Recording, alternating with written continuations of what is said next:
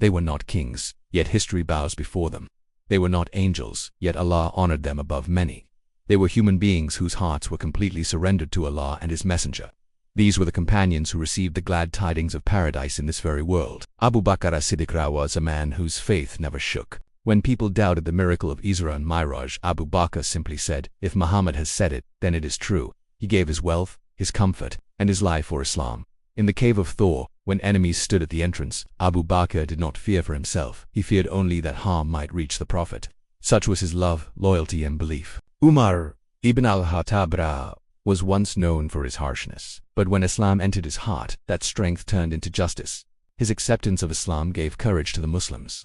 Under his leadership, truth stood firm and oppression trembled. Even Shaitan avoided his path. Despite his power, Umar cried at night out of fear of Allah and worry for the Ummah. Uthman ibn Affan was a man of modesty and generosity. The Prophet said that even the angels felt shy before him. He spent his wealth silently for Islam, buying wells, supporting armies, and serving without seeking praise.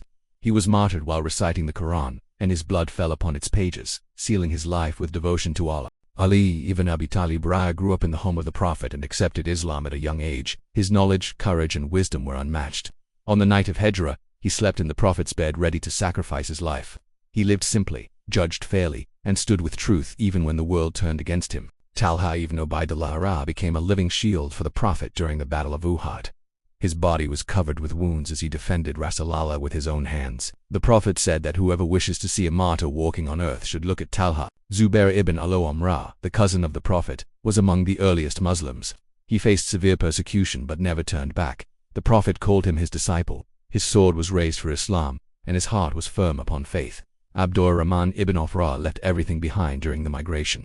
When he reached Medina, he said, "Show me the marketplace." Through honesty and hard work, Allah blessed him with wealth again, yet his heart remained detached from this world. He feared that his riches might delay him from paradise, so he gave generously in charity. Sa'd ibn Abi Waqqas was the first person to shoot an arrow in the path of Allah.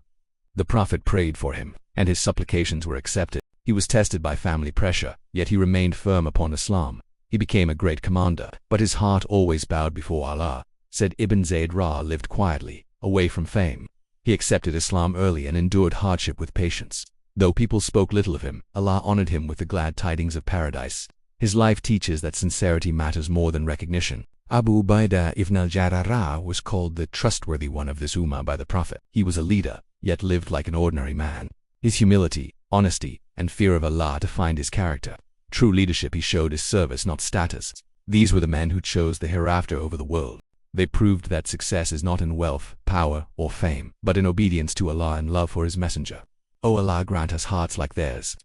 O Allah, allow us to follow their footsteps. O Allah, unite us with them in Jannah. Ameen.